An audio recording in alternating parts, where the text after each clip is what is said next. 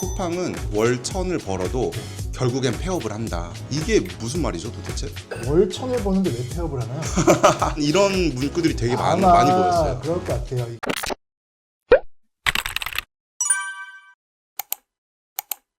네, 안녕하세요 미카엘님. 안녕하세요. 먼저 간단하게 자기소개 좀 부탁드리도록 하겠습니다. 안녕하세요. 브랜드셀링 6년차 미카엘이라고 합니다. 저번 영상에서 네. 브랜드셀링 쿠팡에서 시작할 때 무조건 해야 하는 소명에 대해서 말씀해 주셨잖아요. 네네.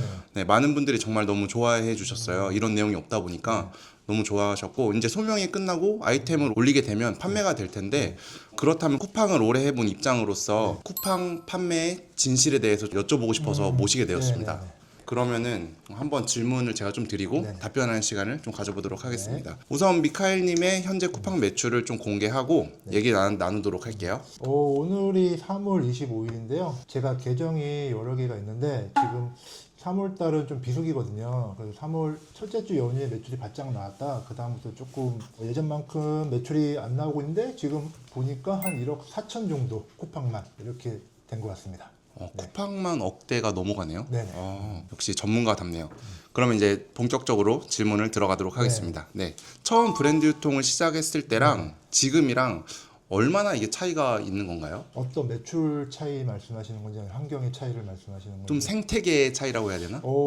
생태계 차이는 많이 납니다. 저는 네이버 스마트 스토어로 처음 시작을 했거든요. 그리고 제가 시작할 때 아울렛 제품으로만 시작을 했어요. 그러니까 그때는 이런 정보가 많이 없다 보니까 사람들이 주로 아울렛에서 구매를 해갖고 판매를 많이 했었는데, 그래서 그 당시에는 아울렛 가면 셀러들이 되게 많았어요. 그래서 뭐 친해진 셀러들도 있고, 그리고 소수다 보니까. 근데 최근에는 정보들도 많이 오픈되고 교육도 많다 보니까 많은 셀러들이 지금 판매를 하시는 것 같고, 그리고 주력 스토어도 예전엔 네이버 스마트 스토어에서 지금 쿠팡으로 넘어오지 않았나 이렇게 생각이 듭니다. 저도 거기에 대해 공감이 가는데, 저도 이제 브랜드 셀링을 하고 있잖아요. 네. 저 때만 해도 많이 안 알려졌었어요. 네. 강사분도 손에 꼽혔는데, 지금 혹시 그 많은 강사분들 다 배출시킨 장본인 아니신가요? 그만큼 이제 더 배우기 쉬워졌고 하니까 그건 너무 좋아졌네요. 그러면 그 다음 질문으로 넘어갈게요. 로켓그로스가 수수료가 높다고 하는데, 이거는 얼마나 높길래 도대체 높다고 얘기를 하는 걸까요? 로켓그로스는 부가세 포함해서 저희가 주로 많이 취급하는 패션 잡화분은 한 10.5% 정도 생각하시면 돼요. 10.5에서 뭐 11%. 그 정도 생각하시면 되고, 그 다음에 그 외에 기타 수수료가 있습니다. 저희가 로켓그로스라는 게 쿠팡의 창고를 저희가 임대해서 쓰는 거잖아요. 그러다 보니까 뭐 입출고 비용, 배송비, 반품비 이런 기타 수수료들까지 포함이 되면은 10.5%보다 훨씬 높다고 보시면 될 것 같아요. 그럼 부가적인 비용이 나가니까 네네. 거기에 수수료가 좀 높다고 하는 거군요. 네네. 그러면 그 다음 질문은, 브랜드 유통하면 소자본, 무자본으로도 시작할 수 있다고 하는데 네. 구체적으로 어느 정도의 금액을 말하는지 궁금하더라고요. 무자본은 아닙니다. 무자본으로 사업할 수 있는 거는 아무것도 없다 생각해요. 저는.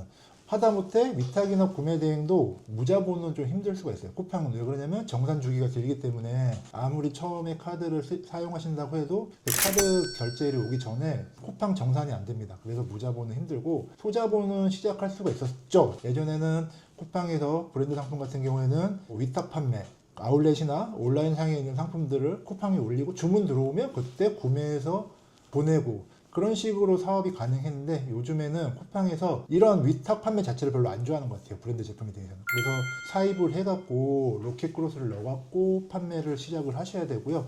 그래야지 매출 성장도 빠르고 안정적으로 사업을 진행할 수 있어요. 그렇기 때문에 카드는 카드 사별로 다 있었으면 좋겠어요. 왜 그러냐면 온라인에서 그 카드 사별로 할인해주는 게 요일마다 틀리기 때문에 카드는 카드 사별이 다 있었으면 좋겠고요. 현금은 그래도 최소한 3, 400 정도는 갖고 시작해야 되지 않나 이렇게 생각이 듭니다. 그러면 미카엘님은 카드 몇 장 정도 갖고 계세요? 저 엄청 많죠. 한 20장 정도 있는 것 같아요. 카드가 진짜 많으시네요.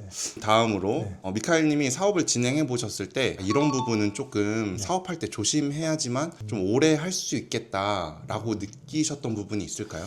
일단은 우리가 요즘에 이제 쿠팡을 많이 하니까 쿠팡 위주로 보다 보면, 일단은 쿠팡에서는 우리가 의도치 않게 가품 의심 상품이라든지 뭐 소명이라든지 뭐 이런 자질구레한 확인 메일들이 많이 와요. 근데 거기서 소명을 못 하거나 그러면 계정이 정지가 될 수가 있거든요. 그러면 저희가 판매 자체가 완전히 불가하기 때문에 그런 가품이나 이런 거에 대해서는 꼭 사전에 준비를 하시는 게 좋을 것 같아요. 여러분들의 예를 들어서 오프라인에서 상품을 구매하시더라도 꼭 온라인에서 내가 동일한 상품을 구매해서 이런 흔적들을 남겨놓는 게 나중에 이런 소명 메일이 왔을 때 저희가 대응하기에 좋을 것 같습니다. 아, 이거면은 충분히 그 리스크를 감당할 수 있겠네요. 네, 그러니까 미리 뭐 로켓크로스나 이제는 뭐 윙으로 대량 등록 하시는 분들은 몇 분 안 계시니까 저희 거의 다 로켓크로스인데 간혹 이제 오프라인이나 백화점 쪽에서 더 싸게 물건을 구매할 수가 있잖아요. 근데 그걸 구매해서 우리가 그릇을 넣는데 소명 메일이 오면 그 소명이 안 될 때가 있어요. 영수증에 품번이 없거나 그러면 소명이 안 되거든요. 아무리 정품이어도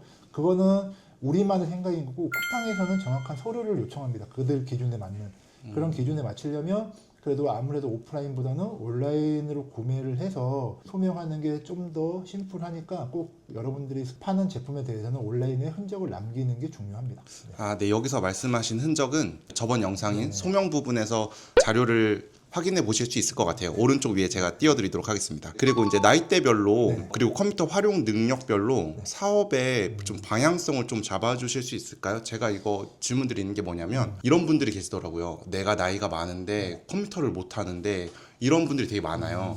그래서 그런 분들을 위한 사업의 방향을 좀 말씀해 주세요. 일단 컴퓨터 킬 줄은 아셔야 되겠죠? 하시려면 그리고 못하는 게 아니고 익숙하지 않다고 저는 생각해요. 처음에 뭐 쿠팡이나 네이버 스마트 스토어 들어가고 그런 UI나 상품 등록이나 이런 게 아직 적응을 못해서 익숙치 않은 거지 어려운 거는 절대 아니거든요. 그리고 저도 뭐 빠른 나이에 시작한 것도 아니고 그리고 우리가 이 업을 하기로 마음을 먹었으면 최소한 노력은 해야 됩니다. 돈을 버는 거잖아요. 돈 버는 게 쉽지 않은 거잖아요. 그러면 컴퓨터를 배우든 포토샵을 배우든 그거는 개인적인 능력에 따라서 배워갖고 더 업그레이드 시키면 되고 그리고 요즘 최근에 보면은 AI를 기반으로 한 뭐 상세 페이지를 무료로 꾸며주고 그리고 뭐 제디터 그런 게 제디터죠. 그리고 뭐 미리 캔버스, 뭐 포토스케이프 이런 여러 심플하게 도와줄 수 있는 보조 도구들이 많기 때문에 그런 거를 활용해서 하시면 충분히 가능하시고요. 컴퓨터랑 상관이 없는 것 같아요. 컴퓨터 활용 능력과는 상관이 없고 익숙해지는 데까지 시간이 필요한 것 같습니다. 제 생각에는. 결국 시간이 다 해결을 해주겠네요. 그리고 이런 말도 있더라고요. 쿠팡은 월 1,000을 벌어도 결국엔 폐업을 한다. 이게 무슨 말이죠, 도대체? 월 1,000을 버는데 왜 폐업을 하나요? 이런 문구들이 되게 많이 아마 보였어요. 그럴 것 같아요. 이게 이제 제 생각에는 광고비로 많이 나가고 그리고 재고로 많이 남고 그러니까 월 1,000은 벌지만 비용이 많이 나가고 재고로 남아있다. 이런 의미인 것 같아요. 근데 저도 뭐 월 1,000은 벌지만 저희 같은 경우에는 광고 하루에 뭐 2만 원? 비싸게 돌리면 그 정도만 돌리고 있고 재고 같은 경우에는 예전이랑은 좀 환경이 바뀌어서 지금은 좀 사입을 많이 하는 편이거든요. 근데 브랜드 상품의 재고라는 거는 언젠가는 다 소진이 되기 때문에 그 조절만 잘해주시면 될 것 같고 그리고 돈이 많이 묶여갖고 돈 맥경화가 와서 이런 얘기가 나오는 것 같아요. 근데 요즘에 이제 쿠팡에 셀러 월렛이라는 선정산 프로그램이 생겼잖아요. 그거 잘 활용하시면 이제는 뭐 그런 돈 맥경화나 이런 것도 좀 많은 부분은 좀 보완할 수 있을 거라고 생각합니다. 광고 얘기가 나와서 말씀을 드리는데 쿠팡 광고는 네이버랑 다르게 이제 충전하는 게 아니라고 제가 들었거든요. 네네. 그러면 쿠팡은 광고 집행할 때 좀 주의해야 될 점이 있나요? 쿠팡 같은 경우에는 충전식이 아니고 이제 저희가 입금받는 데서 차감식으로 들어오거든요. 그래서 금액 설정을 좀 잘 하셔야 될 거예요. 그러니까 로아스를 높이면 노출이 좀 덜 됩니다. 쿠팡 광고는 그걸로 조절하는 거예요. 뭐 금액을 따로 넣는 난이 없거든요. 그냥 하루에 얼마 쓰겠다 이것만 있지 뭐 네이버처럼 뭐 타겟 값을 지정해서 뭐 1,000원, 1,500원 서로 이렇게 싸우는 게 아니고 내 로아스와 내가 하루 지정한 금액에 따라서 쿠팡이 AI로 광고를 돌려주는 거거든요. 근데 여러분들이 주의할 게 로아스 같은 경우에는 쿠팡 광고 비용에는 부가세가 빠진 금액입니다. 여러분들이 보이는 금액은. 그러니까 꼭 쿠팡 광고 금액에 곱하기 1.1을 해갖고 여러분들 매출이랑 로아스를 비교를 하시는 걸 추천드리고요. 그리고 한 2, 3주 돌리시다가 제외 키워드를 꼭 설정을 해주셔야 돼요. 뭐 쓸데없는 데서 내 광고가 노출되고 있는 경우가 종종 있거든요. 근데 여기서도 주의할 점이 여러분들이 운영하고 있는 그 브랜드가 들어가는 상품은 제외 키워드를 하시면 브랜드에서도 잘 노출이 안 될 경우가 있거든요. 그래서 제외 키워드 설정할 때는 그 브랜드가 들어가 있는 키워드는 빼지 말고 그냥 좀 쓸데없는 키워드라고 해도 그냥 계속 돌리는 게 더 나은 것 같습니다. 다 빼는 게 아니네요. 네, 와, 신기하네요. 미카엘님은 이제 한 6년 하셨다고 하셨잖아요. 근데 매출을 제가 예전에도 뵀을 때보다 지금이 훨씬 더 올라가 있으시네요. 그러면 이렇게 매출이 우상향 시키려면 사업의 방향성을 어떻게 잡고 가야 될까요? 저는 일단은 쿠팡 같은 경우에는 스토어를 이제 2개를 운영을 하고 있는데, 하나는 이제 제가 거래처에서 받는 상품들 위주로 이제 진행을 하고 있고요. 하나는 뭐 온라인 소싱이나 병행 수입 이런 식으로 일단은 스토어의 결을 좀 틀리게 했습니다.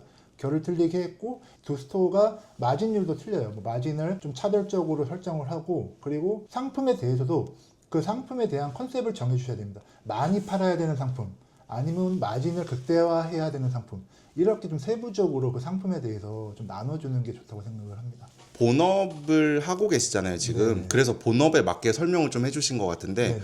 만약에 부업을 하시는 분들을 위해서 네. 부업 기준으로 네. 설명을 좀 해주실 수 있을까요? 부업은 지금 엄청 좋죠. 지금 부업하기에는 로켓크로스만 하시면 됩니다.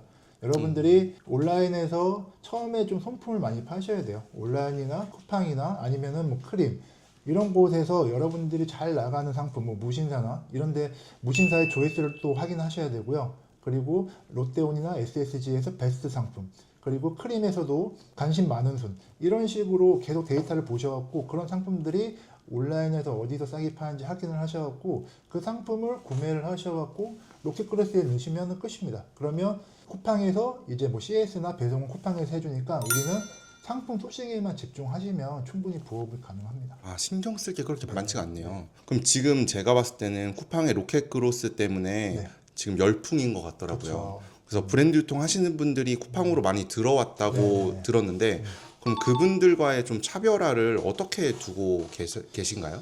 일단은 제가 좀 한지가 좀 6년이 됐으니까 그래도 지금 막 들어오신 분들보다는 상품 소싱적인 측면에서는 아무래도 제가 좀 경쟁력이 좀 있겠죠. 여기서 경쟁력이란 단가적인 부분도 있을 테고, 그 다음에 그 상품이 수급적인 측면, 제가 오래 지속적으로 좀 공급받을 수 있는 것도 여러 거래처가 있다 보니까 그런 것도 좀 유리한 면이 있겠고요. 그리고 저는 요즘에는 최근에는 좀 썸네일에 좀 신경을 많이 쓰고 있습니다. 어떻게 하면 조금 남들이랑 차별화를 할 수 있을지 이거를 정말로 많이 고민을 하고 있고요. 뭐 모델 컷이 좋다, 뭐 상품 컷이 좋다 이런 게 중요한 게 아닌 것 같아요. 그냥 그 1페이지에서 내가 어떻게 차별화할 수 있는지, 상품 컷이 많으면 직접 착용해서 찍는 게 더 차별화될 수가 있고, 전부 다들 모델 컷이면 나는 상품 컷을 찍을 수도 있는 거고, 이런 쪽으로 좀 고민을 많이 하고 있는 것 같습니다.